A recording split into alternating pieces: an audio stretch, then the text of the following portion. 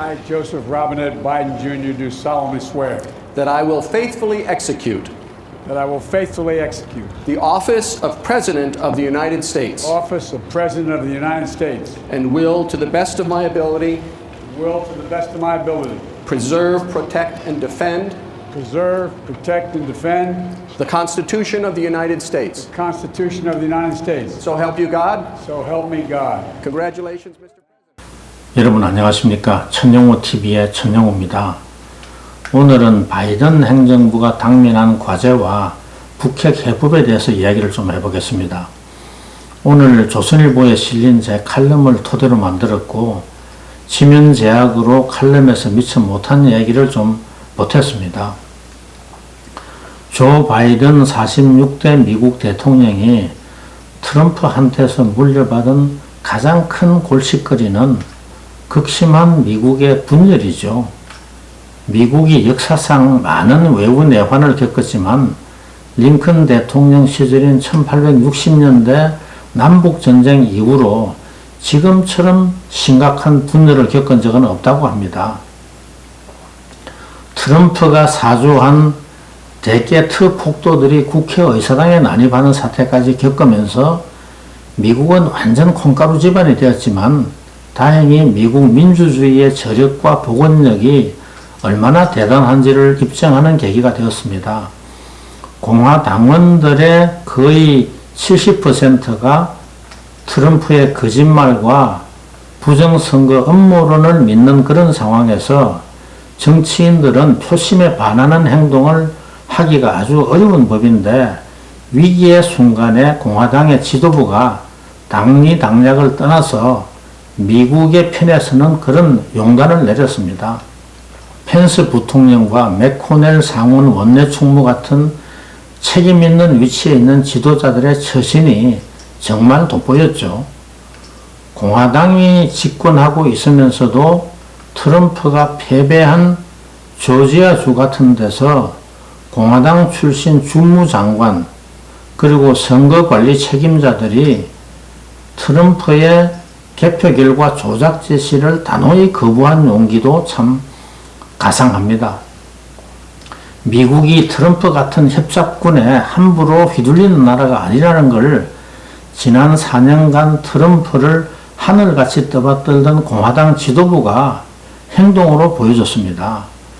2월 중순 트럼프에 대한 상원의 탄핵 심판에서 공화당 의원 17명이 찬성하면 탄핵은 확정이 되고 그렇게 되면 트럼프 광신도들도 완전히 기가 죽을 겁니다. 바이든 대통령이 국내적 분열과 상처를 치유하고 국민 통합을 이루는 일도 좀 쉬워지겠죠. 그런데 탄핵이 확정 안 되면 대개 터들의 관계가 소멸되는데 시간이 좀 더 걸릴 겁니다. 외교 안보 분야에서의 도전도 만만치가 않습니다.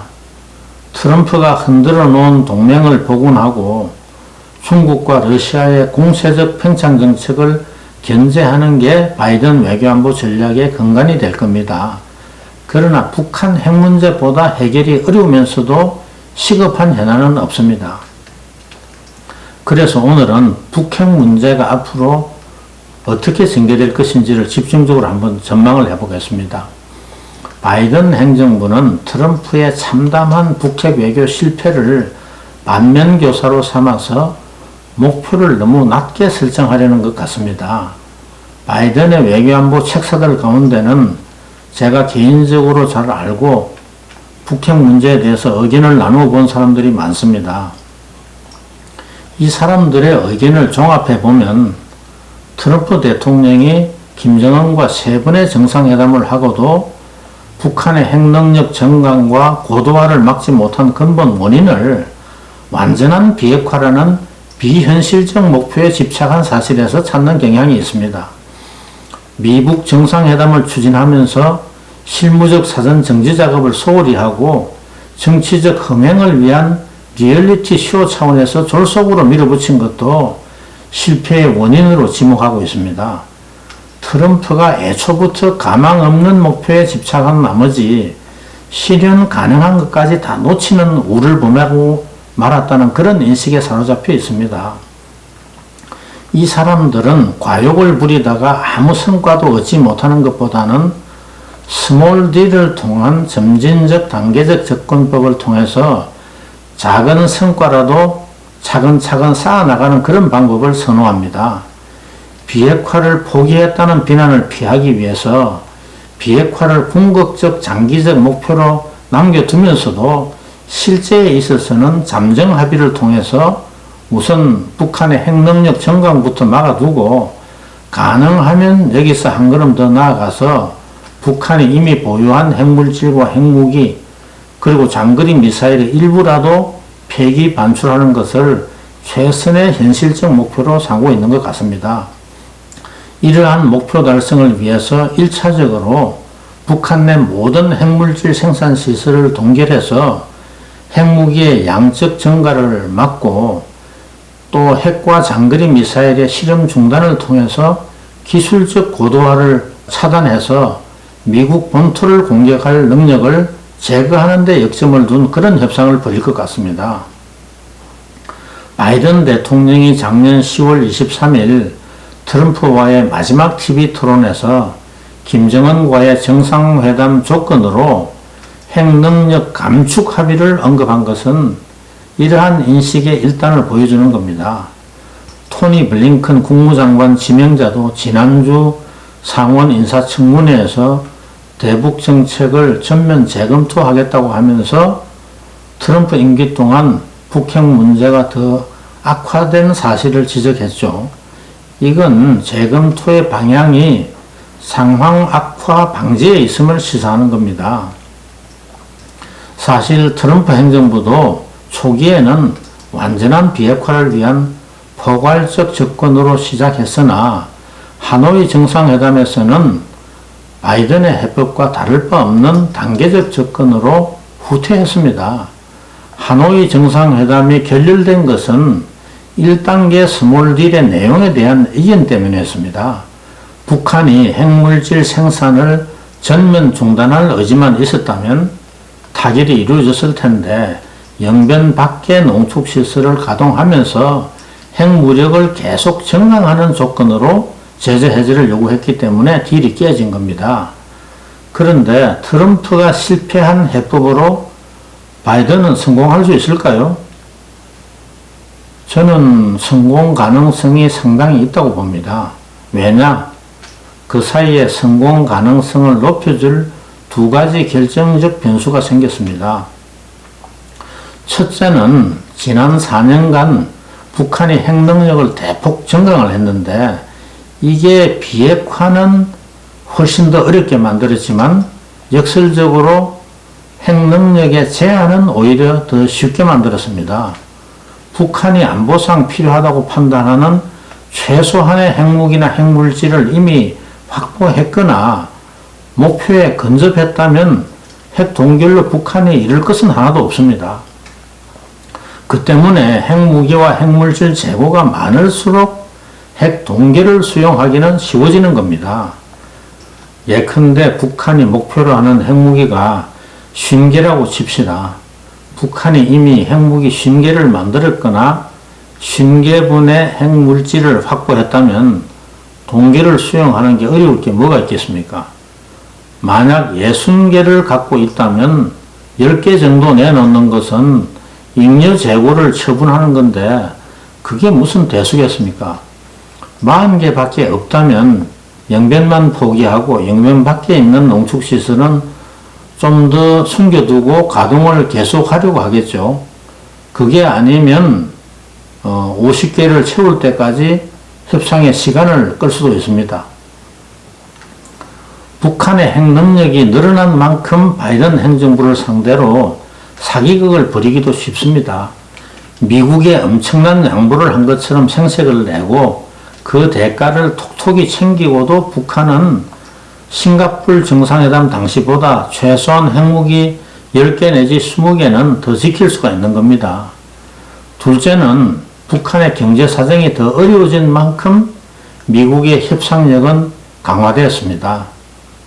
김정은이 8차 당대회에서 경제 위기를 해결할 방법으로 자력갱생과 자급자족을 제시했죠.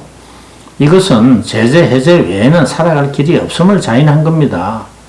미국의 제재 해제 카드가 북한의 양보를 받아내는데 과거보다 더 큰 힘을 발휘할 수 있게 된 겁니다. 바이든 행정부가 원하는 대로 딜이 이루어지면 뭐가 달라질까요? 미국에게는 북한의 핵능력 고도화를 완전 방치하는 것보다 미국 본토에 대한 공격 능력을 제한하는 게 확실히 도움이 될 겁니다.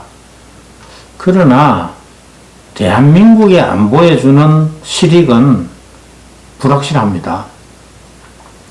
북한의 핵능력을 제한하는데 제재 해제 카드를 다 써버리면 비핵화는 더 멀어지거나 사실상 문을 건너가게 되는데 그 결과는 어떻게 감당할 것인지 이게 큰 문제죠. 한미연합훈련의 연구 중단도 딜 속에 포함될 겁니다.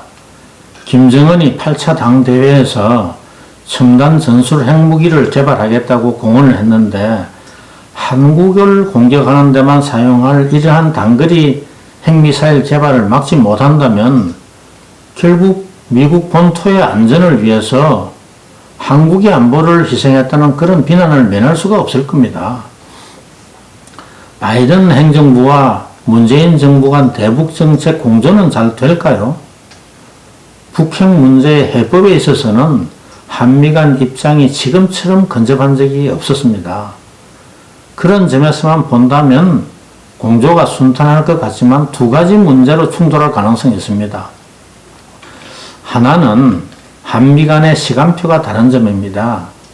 문재인 정부는 내년 대선 전에 남북관계에 돌파구를 열어야 한다는 그런 강박관념에 사로잡혀 있기 때문에 마음이 아주 급합니다. 그런데 미국은 서두를 이유가 없죠. 사전에 북한과의 실무 협상을 통해서 충분한 정지 작업을 하려면 시간이 걸리고 최소한 핵 동결을 넘어서 핵능력 감축에 합의가 되어야 정상회담에 응할 수가 있는데 그게 연내에는 기대하기가 어렵습니다. 또 하나는 제재에 대한 인식의 차이입니다.